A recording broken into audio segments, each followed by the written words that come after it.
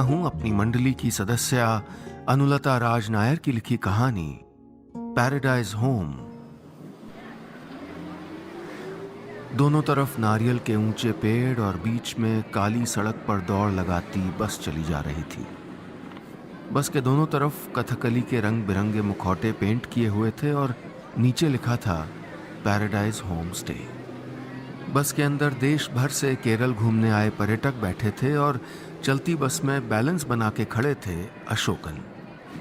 Welcome to God's own country. नारियल के पेड़, राजा रवि वर्मा, कथकली, समंदर, बोट रेस और हमारा पैराडाइज होम आपका स्वागत करता है। केरल की पारंपरिक वेशभूषा यानी सफेद धोती और गले में लटका वैसा ही जरी की बॉर्डर वाला नेरियत पहने अशोकन की आवाज बस में गूंज रही थी। ऐसे ही शुरुआत होती थी अशोकन के दिन की, जब वो अपने होम स्टे में ठहरे मेहमानों को अपनी बस में बिठाकर केरल घुमाने ले जाते। दिन भर गाइड की भूमिका निभाकर वापस लौटते ही केयर टेकर बन जाते।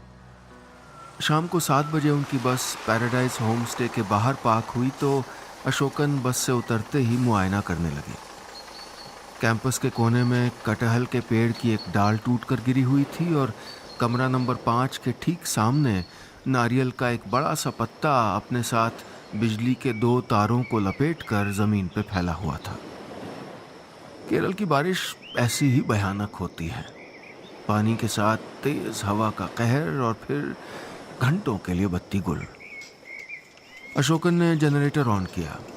धक धक करते हुए उसका डीजल इंजन चालू हुआ और उनके होम स्टे के पूरे कैंपस में उजाला फैल गया।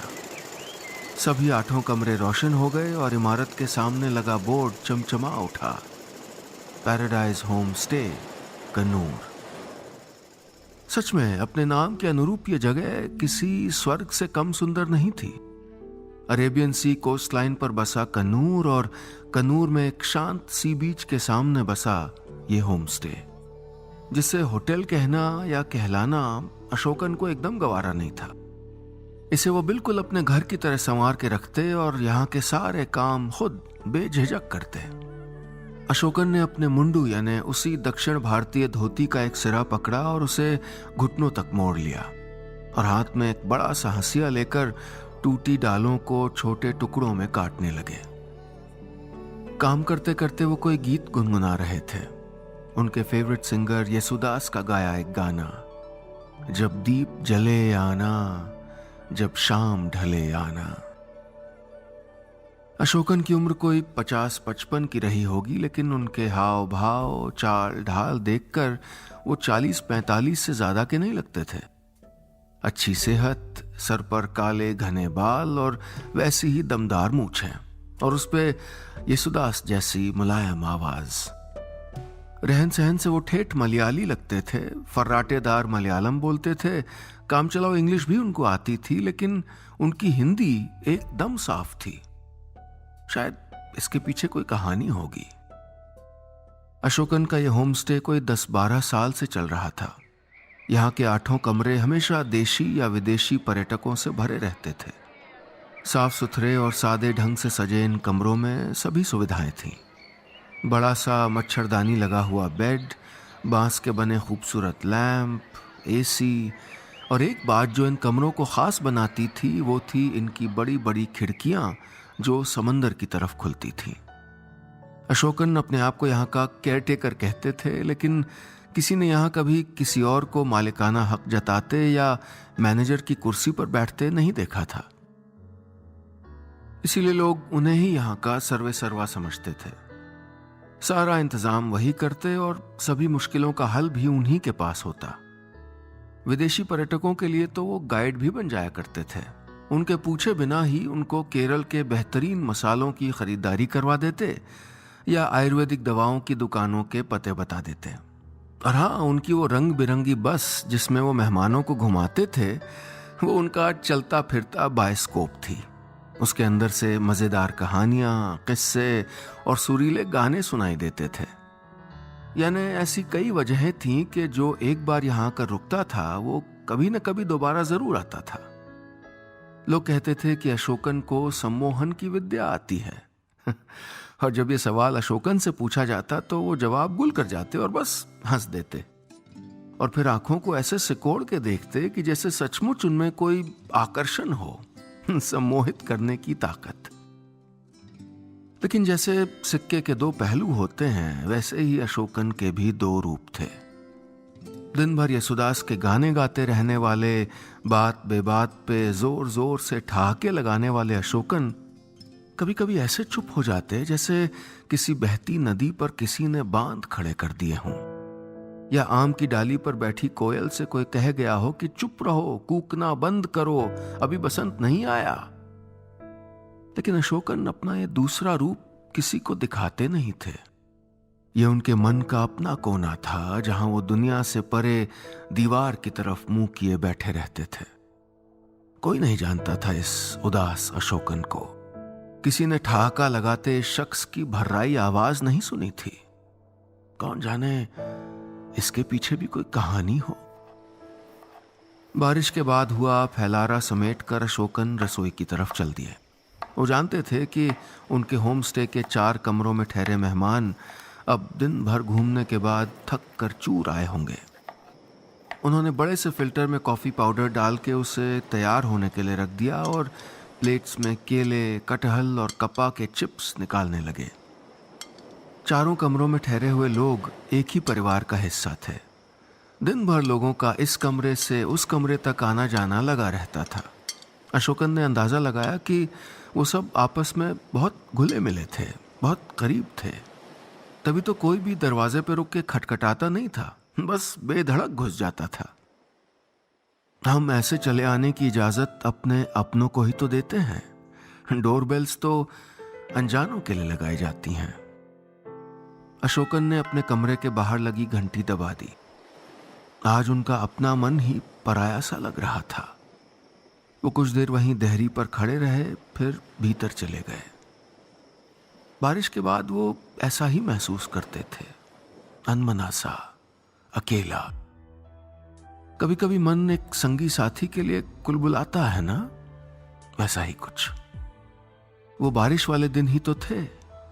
आसमान में घुमड़ते काले बादल, बंध तोड़ती उफनती नदियां और मंदिर के आंगन में भीगती हुई परिक्रमा करती एक परछाई, सचमुच कमल के फूल जैसी। अशोकन का मन अपने कमरे में भी नहीं लगा तो वो बाहर आकर मेहमानों से बातें करने लगे। दूसरों के करीब जाना कई बार हमें अपने आप से दूर कर देता है। ये सभी मेहमान मध्य प्रदेश से आए थे, नर्मदा के किनारे बसे शहर होशंगाबाद से। कितना सुंदर है ना केरला, एकदम धुला हुआ। उनमें से एक लड़की ने गुड़हल का फूल अपने बालों में खोंसते हुए कहा। वो कोई 16-17 साल की रही होगी। अशोकन उसको देखकर मुस्कुरा दिए। उन्हें वो लड़की राजा रवि वर्मा की पेंटिंग की तरह लग रही थी, सुंदर और यूनिक। तभी उनकी नजर दूर खड़े एक लड़के पर पड़ी। उसी ग्रुप का हिस्सा था वो भी। वो अपने गले में लटके कैमरे का लेंस एडजस्ट कर रहा था और फिर उसने खट खट करके एक के बाद एक उस lड़की की ढेरों तस्वीरें उतार ली। इतने सारे लोगों के बीच वो दोनों जैसे अकेले थे। सच में प्यार करने वालों के पास जैसे अदृश्य हो जाने की एक कमाल की कला होती है। कभी ये कला उनके पास भी थी। अशोकन उठकर पास लगे हरे नारियल के ढेर के पास पहुंच गए और एक बड़े हंसिया नुमा चाकू से नारियल का सख्त छिलका उतार कर सबको ताज़ा नारियल पानी देने लगे। उनके बाजू तक मुड़ी कमीज पसीने से भीगने लगी, लेकिन वो नारियल छीलते रहे। आज उनका मन बार बार अपने बीते दिनों की तरफ खींच रहा था और उनके मन को ऐसे ही मेहनत मशक्कत करके बहलाना पड़ता था। लेकिन ये कोई नई बात नहीं थी। थोड़े थोड़े दिनों के अंतराल में उनका मन ऐसी उल्टी यात्राएं करने लगता था और तब वो अपने आप को काम में उलझा लेते, खुद को इतना थका डालते कि बस बिस्तर पर लेटते ही नींद आ जाती। बस ऐसे ही गुजर रही थी अशोकन की जिंदगी, बिना किसी शोर शराबे के। वो ऐसी ही कोई उमस भरी शाम थी। आसमान बादलों से अटा पड़ा था, लेकिन बरसने का नाम ही नहीं ले रहे थे। उनके होम स्टे में उस दिन सिर्फ 2 कमरे भरे थे। जून के मौसम में लोग यहाँ कम ही आते थे, क्योंकि इन दिनों वहां उमस और बारिश बहुत होती थी। इन दिनों वही लोग आते थे जिनका कोई काम रहता था। जैसे एक कमरे में 2 लड़कियां थीं जिन्होंने कुछ दिन हुए 14 किलोमीटर दूर बने national institute of fashion technology में दाखिला लिया था। हॉस्टल में जगह मिलने का इंतजार कर रही थीं। अशोकन को वो लड़कियां बहुत प्यारी लगती थीं। वो सोचते कि अगर उनकी कोई बेटी होती तो ऐसी ही होती, कभी एकदम भोली, कभी शरारत करती हुई, लेकिन हमेशा जिंदगी से भरी हुई। उस शाम दोनों लॉन में बैडमिंटन खेल रही थीं। अशोकन उनके पॉइंट्स गिन रहे थे कि तभी पैराडाइज होम का बड़ा सा दरवाजा खुला। दोनों लड़कियां खेल छोड़कर बाहर की तरफ देखने लगीं। शटलकॉक उन दोनों के रैकेट से बिना टकराए हरी घास में गिर गई। अशोकन उठकर गेट की तरफ चल दिए।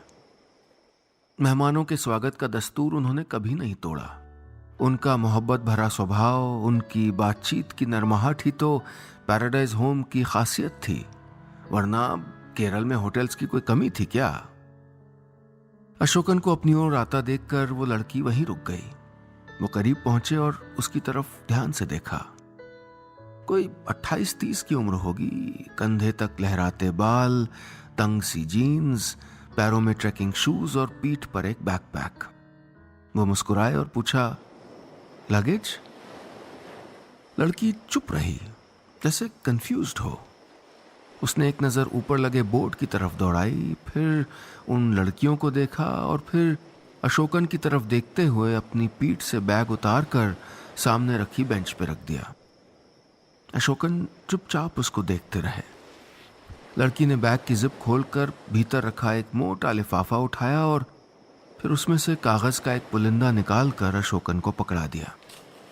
अशोकन ने कागज उसके हाथ से ले लिए और बिना कुछ कहे सवालिया नजरों से उसकी तरफ देखा। आज अशोकन की इन नजरों में कोई सम्मोहन नहीं था शायद। लड़की ठीक उनकी आंखों में देखती रही और बोली, दिस इज माई प्रॉपर्टी, मैं इसको खाली करवा के बेचने आई हूं। व्हाट? अशोकन की आवाज थोड़ा तेज और सख्त हो गई। लड़की ने उनके हाथ में पकड़े हुए कागज पर उंगली थपकाई, बोली, ये मेरी जगह है और ये रहे इसके कागज। अशोकन ने कागज लड़की को वापस पकड़ाए और जोर जोर से हंसने लगे। उनकी तेज हंसी एक बेलगाम घोड़े की तरह पैराडाइज होम स्टे के एक एक कमरे से होती हुई बेआवाज और पस्त होकर वापस उन तक लौट रही थी। तेज उमस के बाद बादलों का बरसना लाजमी था। हल्की गड़गड़ाहट के साथ बूंदाबांदी हुई तो लॉन में बैडमिंटन खेलती दोनों बच्चियां दौड़कर अपने कमरे में चली गईं। अशोकन अपने सामने खड़ी लड़की को देखते रहे। वो लड़की जो न जाने कहां से उनके पैराडाइज होम को अपना बताने चली आई थी। आसमान से 2 बूंदें उनके हाथ में पकड़े कागजों पर भी गिरी। वो कागज जिनमें लिखा था कि ये जमीन उस लड़की की है, और जैसे ये बूंदें उस लिखे को मिटा देना चाहती थी। बारिश थोड़ा तेजी पकड़ने लगी। अशोकन घर के बाहर बने बरामदे में आ गए, जिसके ऊपर लाल खपरेल वाली ढलाऊ छत थी। उनके पीछे पीछे वो लड़की भी चली आई। अशोकन ने वहीं पास में रखी एक अलमारी से सफ़ेद सूती तौलिया निकालकर लड़की को पकड़ा दिया और रसोई की तरफ चल दिए। थोड़ी देर बाद वो 2 कप गर्म कॉफ़ी लिए लड़की के करीब खाली पड़ी एक आराम कुर्सी पर बैठ गए और उससे पूछा, यहाँ रुकोगी या कोई 5 स्टार होटल बुक करा के आई हो? लड़की उनके सवाल पर चौंक गई। पागल है क्या ये आदमी? मैं इसको प्रॉपर्टी से बेदखल करने की बात कर रही हूं और ये मुझे मेहमान साबित करने पे उतार हुआ है। ये पागल नहीं, स्मार्ट है, पर थोड़ा ज्यादा ही स्मार्ट बन रहे हैं जनाब। उसका मन किया कि कुछ करारा सा जवाब दे डाले, लेकिन उनके चेहरे पे छाई संजीदगी को देखकर चुप रह गई। वहां एक भी ऐसा भाव नहीं था जो उनके चालबाज होने का इशारा करता। वो तो एकदम सहज चुपचाप कॉफी पीने में व्यस्त थे। मैं सुनिधि, अपना नाम बताने के बाद सुनिधि थोड़ा सा रुकी कि शायद वो अपना भी परिचय दें, नाम बताएं और बातचीत की औपचारिकता शुरू हो सके। अपना अपना नाम बताना कुछ ऐसा ही तो लगता है कि जैसे मन के दरवाजे पर लगा कोई लाल फीता काटा जा रहा हो कि आइए, आपका स्वागत है, अब हम दोस्त बन जाते हैं। दोस्त? इस आदमी से कैसी दोस्ती? मुझको अपनी जमीन को खाली करा के बेचना है और वापस लौटना है जल्द से जल्द। अब कोई रिश्ता बनेगा भी तो दुश्मनी का। सुनिधि ने मन ही मन सोचा और कड़वी कॉफी एक साथ गले के भीतर गटक ली। और कॉफी लोगी?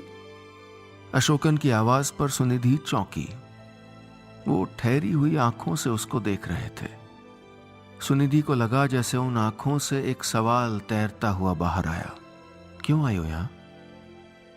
सुनिधि ने बिना जवाब दिए कॉफी का मग वापस ट्रे में रख दिया और उठकर बरामदे के दूसरे कोने में चली गई। अपना हाथ आगे बढ़ाकर गिरती बूंदों को हथेलियों में पकड़ने लगी। वो उन सवालिया आंखों से बच रही थी। मन ही मन शब्दों को एक अच्छे वाक्य में पिरोने की प्रैक्टिस करने लगी। और अशोकन को जैसे कोई जल्दी नहीं थी, कोई जिज्ञासा नहीं थी ये जानने की कि ये लड़की कौन है, कहाँ से आई है और चाहती क्या है। आखिर सुनिधि दोबारा आकर कॉफी टेबल के पास बैठ गई और झुककर ट्रे के नीचे दबे कागजों को उठाकर अशोकन की तरफ बढ़ा दिया। बोली, देखिए मिस्टर, जो भी आपका नाम है, आप इन पेपर्स को पढ़ लीजिए। आपका कोई लॉयर हो तो उसको बुलवा के बाकायदा जांच करवा लीजिए कि ये कागज ठीक है कि नहीं, और प्लीज जल्दी। अशोकन ने सुनिधि की तरफ देखा और मुस्कुराए। जल्दी? मुझे जल्दी नहीं है। I am already in paradise. बैकुंठवासी हूं मैं। और उनकी मुस्कुराहट हंसी में तब्दील हो गई। सुनिधि ने उनकी हंसी को होठों से आंखों तक सफर करते देखा। उसमें न कोई फिक्र थी, न तंज, न गुस्सा। कितनी अलग, कितनी रेयर हंसी है ये। वो न चाहते हुए भी मुस्कुरा दी। एक दूसरे का नाम जानने के बाद ये हंसी, ये मुस्कुराहट ही तो है जो दो लोगों के बीच एक पुल बनाती है, उनको करीब लाती है। सुनिधि ने जल्दी से अपने होंठ सिकोड़ लिए। कैसा पुल? कहां की करीबी? अरे मैं यहां रिश्ते नाते गढ़ने थोड़े ना आई हूं, और मुझको सख्ती से पेश आना होगा, कहनी होगी अपनी बात बिना लाग लपेट। लेकिन वो ऐसा कर नहीं पाई। क्या था इस आदमी के हाव भाव में जो उसे ऐसा करने से रोक रहा था? शायद जिस अधिकार से वो यहां थे, इस जगह की देखभाल कर रहे थे, वो अधिकार उसके कागजी हक को हल्का कर रहा था। सुनिधि को लगा कि जितनी जल्दी वो सोच के आई थी, उतनी जल्दी ये काम होने से रहा।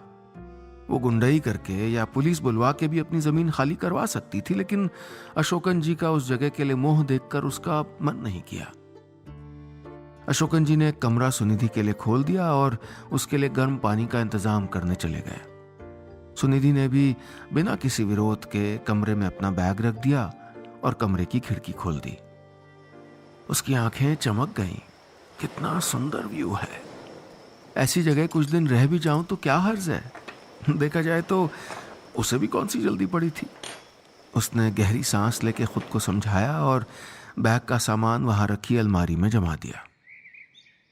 अगले दिन सुबह वो उठी तो कैंपस में शोर शराबा हो रहा था। बाकी के खाली कमरों में भी देर रात कुछ मेहमान आ गए थे। सब लोग कहीं जाने की तैयारी में थे। वो रंग बिरंगी बस कैंपस के अंदर खड़ी थी और लोग उसमें अपना सामान चढ़ा रहे थे। यानी अब दिन भर के लिए यही बस उनका घर बन जाएगी, उनका पैराडाइज होम। सुनिधि अपने कमरे से बाहर निकल आई। उसको देखते ही अशोकन ने कैंपस के दूसरे छोर से हाथ हिलाया और जोर से चिल्ला के बोले, चलोगी कथकली डांस का परफॉर्मेंस देखने? सुनिधि हंस दी और बोली, नहीं, बहुत बार देख चुकी हूं। आप अपने नॉर्थ इंडियन मेहमानों को ले जाइए। रहती बॉम्बे में हूं पर I am a Keralite. Ashokan अब तक उसके एकदम पास आ गए थे। सुनिधि को देखकर उन्होंने अपनी दोनों भवें बारी बारी उचकाई और बोले, एक नॉर्थ इंडियन को कथकली करते हुए नहीं देखा होगा। सुनिधि ने आंखें सिकोड़ी। North Indian? कौन? मैं अशोकन उर्फ अशोक गुप्ता। क्या? सुनिधि को समझ नहीं आ रहा था। मिस्टर अशोकन या अशोक गुप्ता, आप जो भी हो, वी नीड टू टॉक। वो जब तक कुछ और कहती, अशोकन दूसरे मेहमानों के बीच पहुंच चुके थे और सबको बस में बैठने के लिए पुकार लगा रहे थे। 5 मिनट बाद पैराडाइज होम की सतरंगी बस फिर केरल की सड़कों पर थी। अशोकन केयरटेकर से गाइड बन चुके थे। जैसे वेलकम स्पीच होती है, वैसे ही अशोकन गाने गाकर अपनी रोड ट्रिप का आगाज करते थे। उनकी आवाज बस की धड़धड़ाहट को चीरती हुई लोगों के कानों तक पहुंचने लगी। इन नजारों को तुम देखो और मैं तुम्हें देखते हुए देखूं, और मैं तुम्हें देखते हुए देखूं। अब तक जो लोग खिड़की के बाहर के सुंदर दृश्य देख रहे थे, उनके कानों में अशोकन जी का गाना भी गूंज रहा था, जैसे पहिए पर सवार कोई फिल्म चल रही हो। 1 घंटे बाद सभी लोगों के साथ सुनिधि भी कन्नूर के एक ऑडिटोरियम में बैठी राजा राम बने हुए अशोकन को देख रही थी, सीता के लिए सोने का मृग ढूंढते अशोकन को। वो देखती रही मंत्रमुग्ध। कैसा हरफन मौला व्यक्तित्व था अशोकन का। Actor, singer, dancer, cook, caretaker, क्या क्या है ये, सुनिधि सोचने लगी। वो कहां जानती थी कि अभी तो और परतें खुलनी बाकी थीं। उनके अगले 2 दिन ऐसे ही अशोकन जी की शानदार बस में सड़कें नापते हुए गुजर गए। कभी वो पायम्बलम बीच घूमने जाते, तो कभी फेरी में सवार होकर वालापट्टनम नदी को समंदर में मिलते देखने जाते। लोग वहां की सुंदरता में और अशोकन की बातों में खोए रहते। सच तो यह था कि यात्राएं कई बार हमको अपने भीतर के लुके छुपे गंतव्यों तक भी पहुंचा देती हैं। नदियां, रास्ते, पहाड़, समंदर या अशोकन जैसे लोग तो बस बाहरी जरिया बन जाते हैं। मेहमानों के रहते अशोकन इतने व्यस्त रहते कि सुनिधि को मौका ही नहीं मिल पा रहा था कि अपनी बात ठीक तरीके से कह सके। काम की बात, जिस वजह से वो यहां आई थी।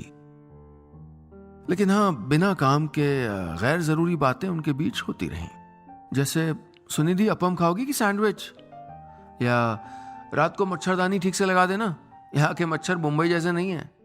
या फिर, मिस्टर अशोकन, मेरे कमरे का बल्ब फ्यूज हो गया है। मिस्टर अशोकन, आज क्या कॉफी की जगह चाय मिलेगी, अदरक वाली? सुनिधि की वहां तीसरी रात थी। सभी कमरों की बत्ती बंद हो गई थी। वो भी सोने की कोशिश करने लगी, लेकिन जब से उसकी अब बच्ची यानी उसकी बुआ ये जमीन और उस पे बना ये होटल नुमा मकान उसके नाम करके गई हैं, तब से वो एक दिन भी ठीक से सोई नहीं थी। वो सोचती रही कि बुआ ने आखिर जमीन उसके नाम क्यों की। उनसे तो पूरा खानदान नाराज था, रिश्ते तोड़े जा चुके थे। फिर अपने आखिरी वक्त में उनको मैं कैसे याद आ गई, और इस जगह पर ये अशोकन जी कैसे आए, कब से, कहां से आए और क्यों आए? कितने ही प्रश्न थे जिसके जवाब उसको खोजने थे। वो आंखें बंद करके उल्टी गिनती करने लगी कि शायद नींद आ जाए, लेकिन बाहर से किसी के गुनगुनाने की आवाज आई। सुनिधि खिड़की पर आकर खड़ी हो गई। बाहर खुले आसमान के नीचे अपनी आराम कुर्सी बिछाए अशोकन लेटे हुए गा रहे थे। रात के सन्नाटे में उनका हल्का सा गुनगुनाना भी वो अच्छी तरह सुन सकती थी। का करूं सजनी आए न बालम, का करूं। सुनिधि को लगा जैसे गाते हुए उनका गला रुंध रहा था, लेकिन वो गाते रहे। वो पता नहीं कब बारामदे से चलकर अशोकन के पास आकर बैठ गई। थोड़ी देर बाद उसको एहसास हुआ कि उनकी आंखों के किनारे गीले हो गए हैं। आप कब से यहाँ हैं और यहाँ आए कैसे? कुछ बताइए ना अपने बारे में। सुनिधि ने उनसे पूछा तो वो मुस्कुरा दिए और उसके सवाल के जवाब की जगह खुद एक सवाल किया। ये बताओ, इस जमीन की, इस पैराडाइज होम की मालकिन तुम्हारी कौन थी? सुनिधि हौले से बुदबुदाई। अपच्ची, बुआ, पापा की सबसे छोटी बहन, तुमसे बहुत प्यार करती होंगी? अशोकन ने पूछा तो सुनिधि के भीतर एक कांटा चुभा। हाँ, वो मुझसे बहुत प्यार करती थी। एक मैं ही तो थी जिसको लगता था कि बुआ अच्छी हैं, वरना घर में तो सब उनके दुश्मन थे। माँ, पापा, चाचा, बड़ी बुआ सब उनको विद्रोही घोषित कर चुके थे। सुनिधि बीते दिनों में खोने लगी। अशोकन हंस पड़े। विद्रोही? क्या किया था उसने? सबसे पहला विद्रोह तो ये कि उन्होंने अपने लंबे लंबे बालों को छोटा छोटा काट डाला था। सुनिधि ने अपने बालों में हाथ फेरते हुए कहा। अशोकन उसके बाल देखते रहे, लेकिन ये नहीं पूछा कि क्या तुम भी विद्रोही हो? क्या अपनी बुआ की परंपरा को आगे बढ़ा रही हो? सुनिधि नहीं जानती थी कि अशोकन में ऐसा क्या था जो वो उनके सामने ऐसी सारी बातें कह रही थीं जिनको उसने खुद बुला दिया था। बुआ के घर छोड़कर चले जाने के बाद घर में उनका नाम तक लेना एक गुनाह था। उनकी तस्वीरें एल्बम से, फ्रेम से निकाल कर फाड़ दी गई थीं।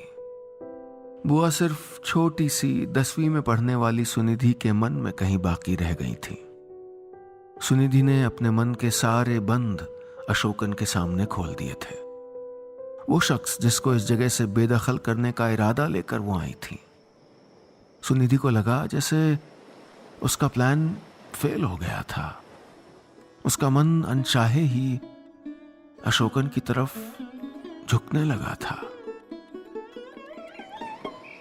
सुनिधि पता नहीं कितनी देर वहीं बैठी रही।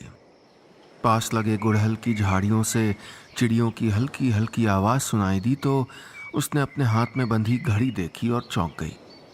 सुबह के 4:30 बज रहे थे। यानी वो पूरी रात यहाँ खुले आसमान के नीचे लगभग अनजान किसी शख्स के साथ अपने मन की हर बात साझा करती रही।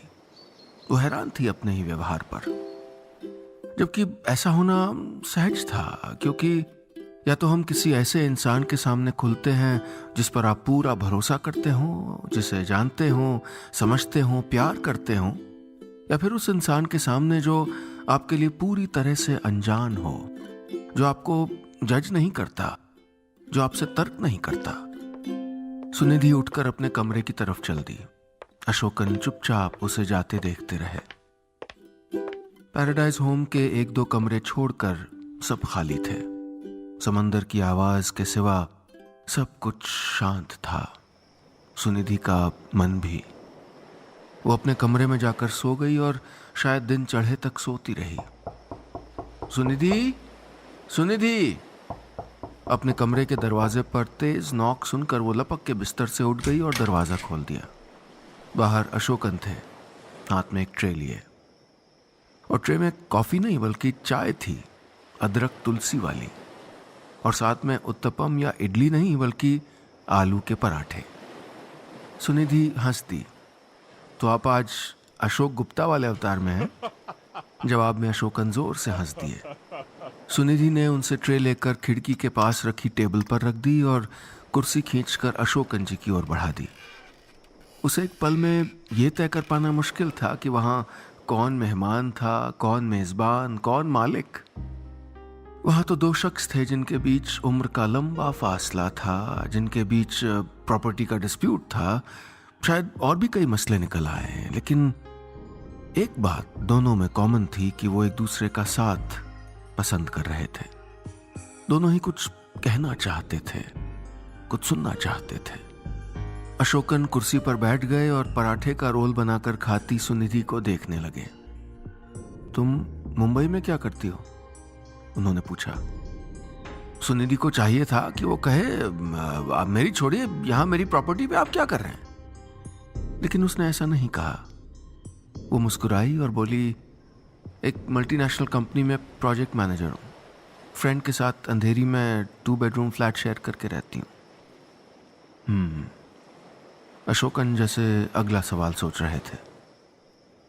आप यहां कब से हैं?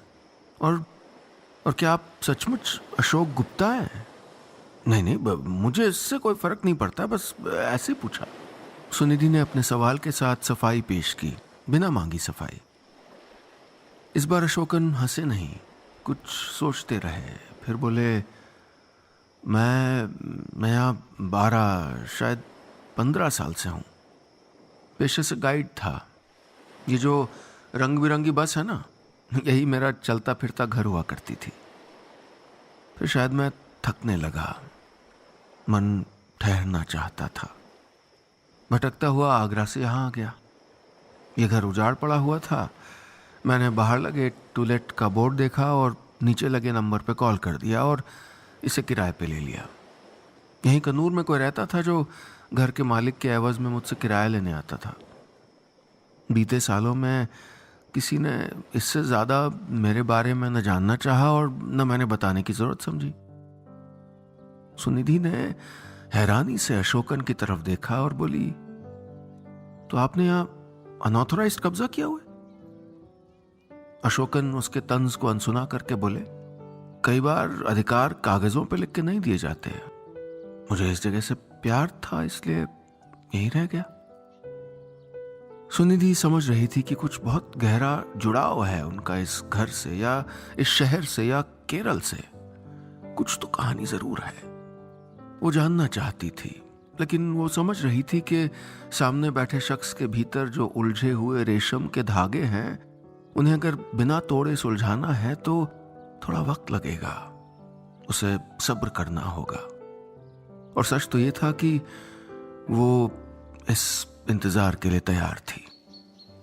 नाश्ते के बाद सुनिधि तैयार होकर बाहर बागीचे में आ गई। मौसम एकदम साफ था, हवा भी हल्की थी। आज उसने जीन्स की जगह चंदन के रंग की साड़ी पहन ली, केरल की खास जरी बॉर्डर वाली साड़ी। अभी इसी ट्रिप में खरीदी थी उसने, एक अपनी मुंबई वाली रूममेट के लिए और एक खुद के लिए। अपना घर, अपना प्रदेश छोड़ के जाने के बाद ऐसे ही तो जिंदा रख पाते हैं हम अपनी जड़ों को। साथ लिए चलते हैं वहाँ का पहनावा, वहाँ का खान पान, वहाँ की भाषा, बोली, तीज, त्योहार सब। सुनिधि के इस बदले रूप को देखकर अशोकन भी चौंक गए। कुछ देर उसको देखते रहे। ऐसा लगा जैसे कोई पहचाना चेहरा हो। सुनिधि उनके पास आ गई। अशोकन ने गुड़हल का एक फूल उसकी तरफ बढ़ा दिया और कहा, बहुत अच्छी लग रही हो। अब लगी इस घर की, इस प्रॉपर्टी की मालकिन। सुनिधि ध्यान से उनकी आंखों को पढ़ने की कोशिश करने लगी। जिस विषय को सामने लाने में वो कतरा रही थी, उसका जिक्र अशोकन खुद क्यों कर रहे थे? क्या वो ये जगह छोड़ने का मन बना रहे थे? वो देखती रही उनकी तरफ, लेकिन उन आंखों में खालीपन के सिवा कुछ नहीं दिखा। ऐसी आंखें जैसे किसी मछुआरे की होती हैं, जिसकी कश्ती बीच समंदर में अटक गई है और दूर दूर तक उसे किनारा नहीं दिख रहा। उस दिन सुनिधि और अशोकन कन्नूर शहर में घूमते रहे, उनकी उसी बस में जिसमें बाहरी हिस्से में इंद्रधनुषी रंगों से लिखा था पैराडाइज होम।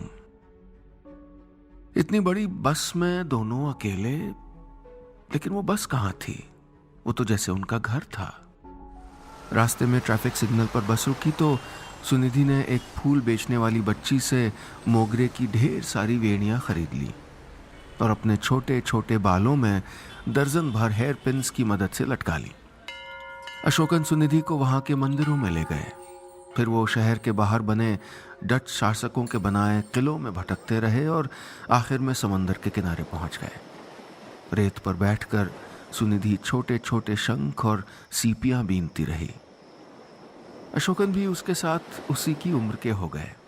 दोनों रेत पर उंगलियों से चेहरे बनाते रहे। सुनिधि ने एक मोटी मूंछ वाला चेहरा बनाया और खुद ही देर तक हंसती रही। बदले में अशोकन ने एक जलपरी बनाई, आधी मछली आधी लड़की। उसके बाल छोटे छोटे थे और उनमें यहां वहां बेतरतीब गजरे लटके हुए थे। सुनिधि को लगा जैसे वो दोनों दोस्त हैं, हमेशा हमेशा से, जैसे वो जानते हो एक दूसरे के बारे में सब कुछ। लेकिन सच इसके ठीक उलट था।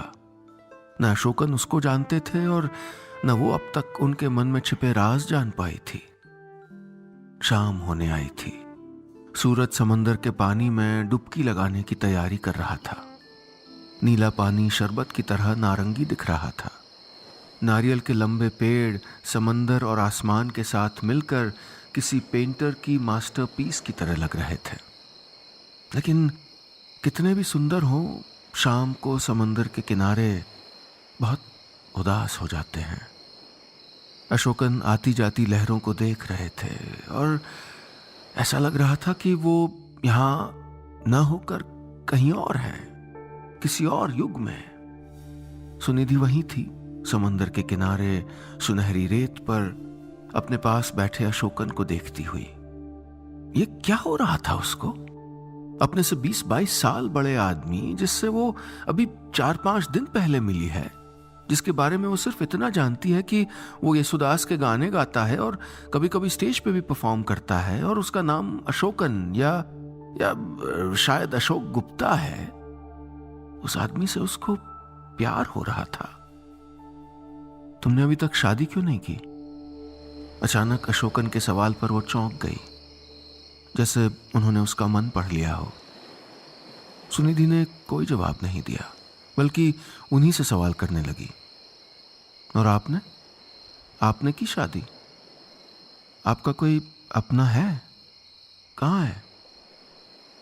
उसको समझ नहीं आ रहा था कि वो क्या पूछे, वो क्या जानना चाहती है या कुछ भी जानना नहीं चाहती। अशोकन ने कोई जवाब नहीं दिया। सुनिधि को अपनी बुआ याद आ गई। वो भी तो सारी उम्र शादी के नाम पर ऐसे ही खामोश रह जाती थी। उन्होंने जिससे प्यार किया उसको घर वालों ने स्वीकार नहीं किया। बुआ कैसे सह गई सबके ताने। पर हाँ, उन्होंने भी बराबर बदला लिया। न जाने कितने रिश्ते उनके लिए लाए गए, कितने लड़कों से उनको मिलवाया गया, लेकिन वो नहीं मानी और फिर अपना ट्रांसफर घर से दूर करवा लिया। तोड़ दिए सबसे रिश्ते। सुनिधि को याद है कि कैसे उनका जिक्र छेड़ते ही घर वालों की त्योरियां चढ़ जाती थी। और तो और घर में कोई शादी ब्याह होता तो लोग मन ही मन मनाते कि बुआ ना आ जाए। क्या इतना मुश्किल है किसी लड़की का अपनी शर्तों पर जीना? क्या विद्रोह करना उन्हें बुरा बना देता है? क्यों हम अपने अपनों की जिंदगी को इस कदर मुश्किल बना देते हैं? अपनी पसंद नापसंद दूसरों पर थोपना कहां का न्याय है? सुनिधि की आंखों के कोर गीले हो गए। अशोकन की नजर उस पर पड़ी तो वो घबरा गए। क्या हुआ सुनिधि? उन्होंने उसके कंधे पकड़ लिए। जिद करते हुए पूछा, अरे बताओ तो क्या हुआ? समंदर के किनारे बैठकर शाम को रोना अच्छी बात नहीं है। ये मछुआरों के लौटने का समय होता है। सुनिधि कुछ कहना चाहती थी, लेकिन शब्द हलक में अटक रहे थे। अशोकन उसकी तरफ देख के मुस्कुराए और इस बार मलयालम में कुछ गुनगुनाने लगे। सुनिधि हंस दी। उसने अपना सर अशोकन के कंधे पर टिका दिया और अपने भीतर की सारी हिम्मत समेट कर बोली, मैं यहीं रहना चाहती हूँ, पैराडाइज होम में, हमेशा के लिए। I love this place and you. Ashokan एक झटके में उठकर खड़े हो गए। ये क्या कह गई थी सुनिधि? उसके कहे शब्द उनके भीतर तांडव मचा रहे थे, जैसे कोई ज्वालामुखी फूट पड़ा हो। कोई 20 साल बाद वही के वही शब्द एक बार फिर उनके कानों में पहुंचे थे।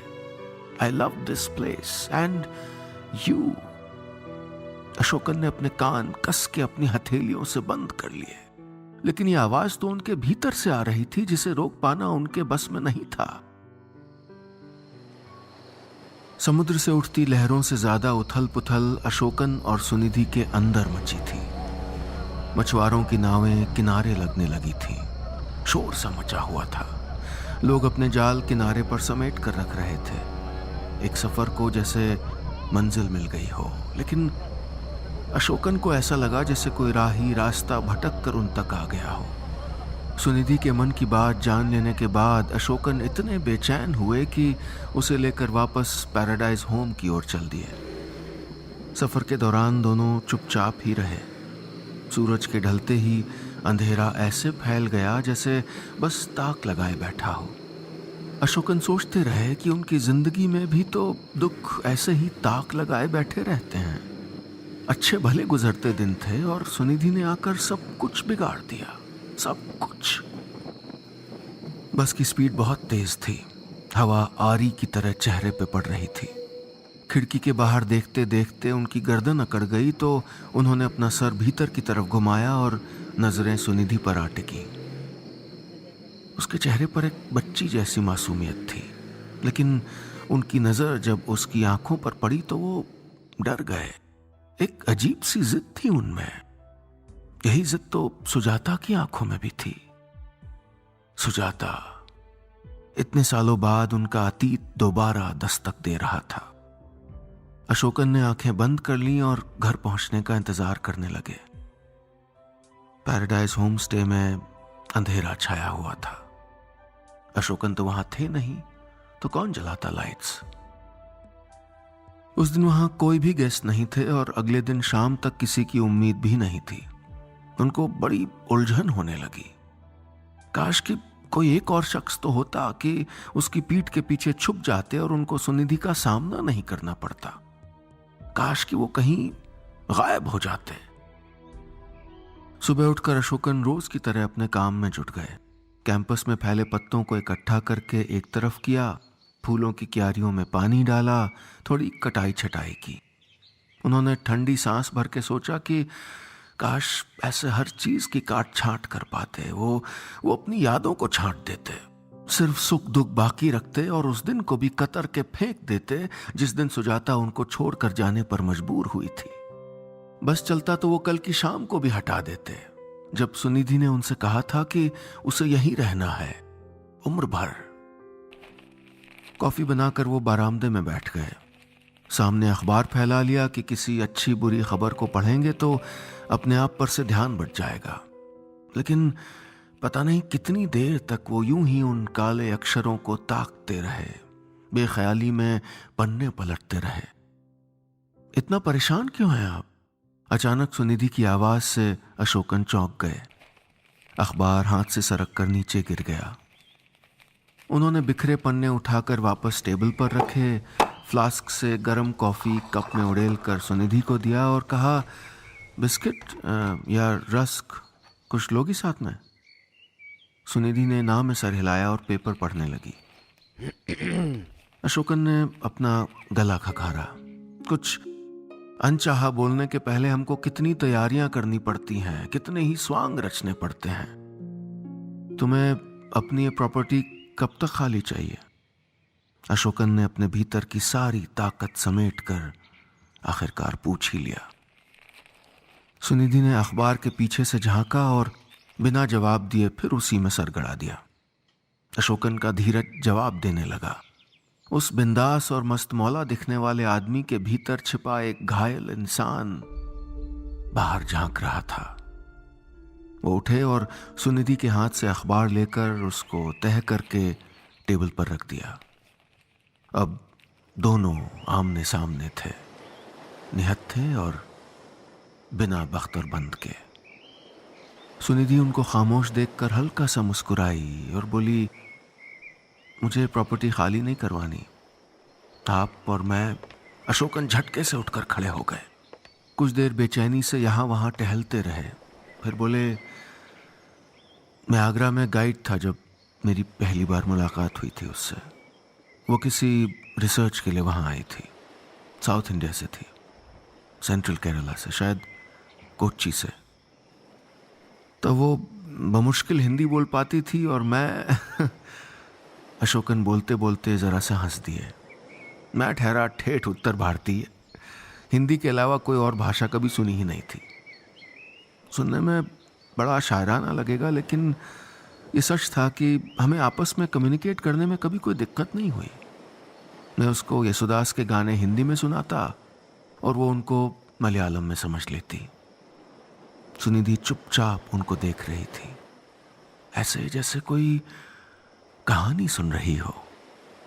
वो बोली, फिर क्या हुआ? अशोकन पहले थोड़ा हिचके, फिर उन्होंने बताया कि कैसे उनकी मोहब्बत की खबर लड़की के घर वालों तक पहुंची और कैसे वो दोनों आगरा से भागकर कन्नूर आ गए।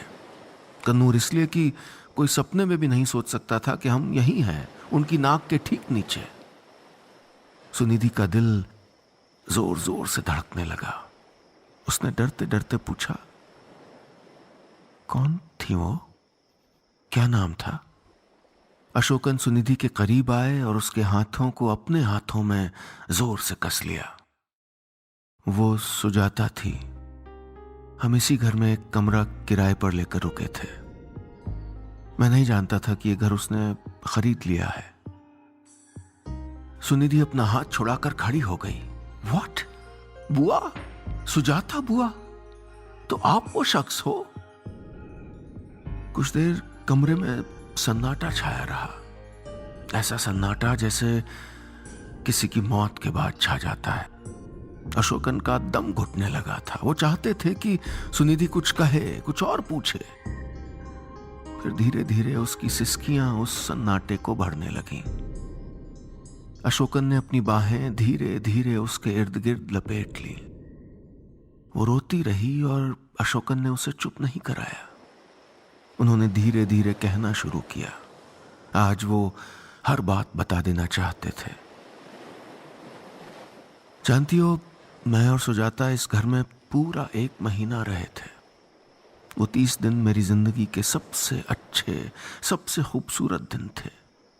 शायद प्यार में पागल होना क्या होता है, ये प्यार किए बिना कोई समझ नहीं सकता।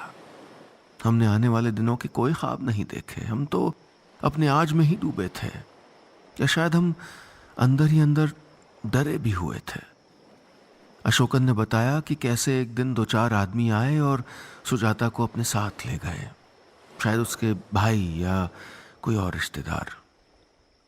अशोकन ठंडी सांस लेकर बोले, उसके बाद मैं उससे कभी नहीं मिला। वो नहीं लौटी और मैं अपनी ये पैराडाइज होम लेकर बेघर सा यहां वहां भटकता हुआ वापस आगरा चला गया। सुनिधि चुपचाप अशोकन को देखती रही। उनकी गहरी आंखें कैसी खाली दिखाई दे रही थीं। कौन कहता है कि उनमें सम्मोहन है? सुनिधि ने फ्लास्क में से थोड़ी और कॉफी निकाली और अशोकन को थमा दी। बोली, मैं आज बुआ का दर्द, उनकी तकलीफ समझ पा रही हूं। मैं तो बहुत छोटी थी, लेकिन माँ बताती हैं कि बुआ को वापस लाने के बाद दादाजी, पापा और चाचाओं ने घर में जैसे कैद कर लिया था।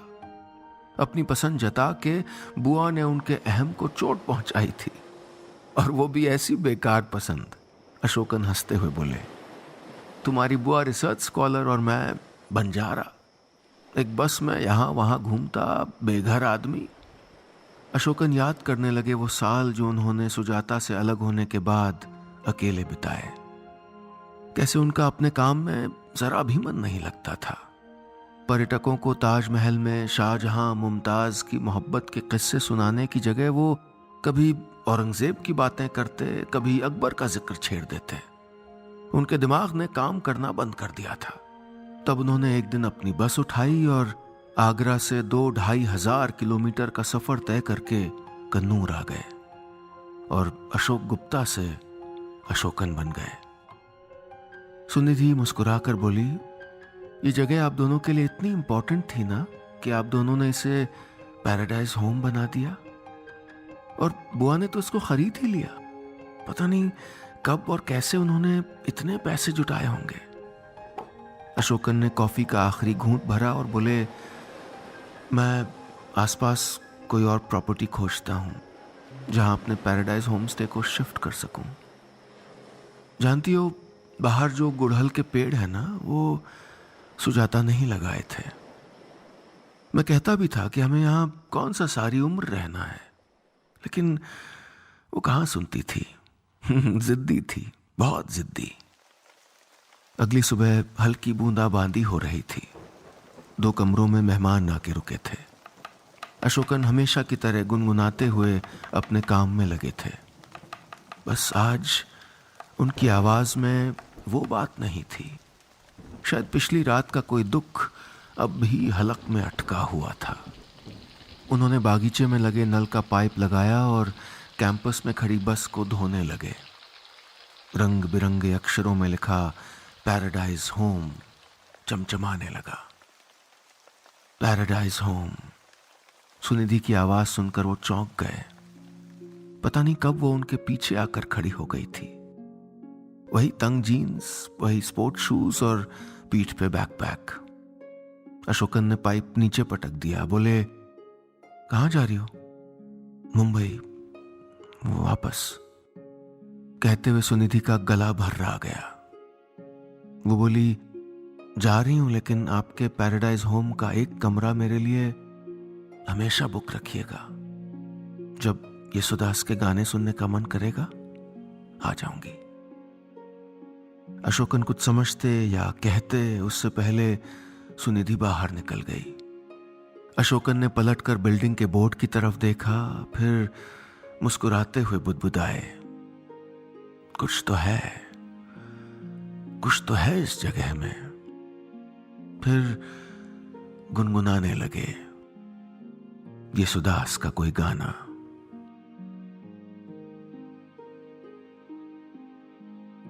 बस इतनी सी थी ये कहानी। दोस्तों, ये थी मेरी मंडली की सदस्या अनुलता राज नायर की लिखी कहानी पैराडाइज होम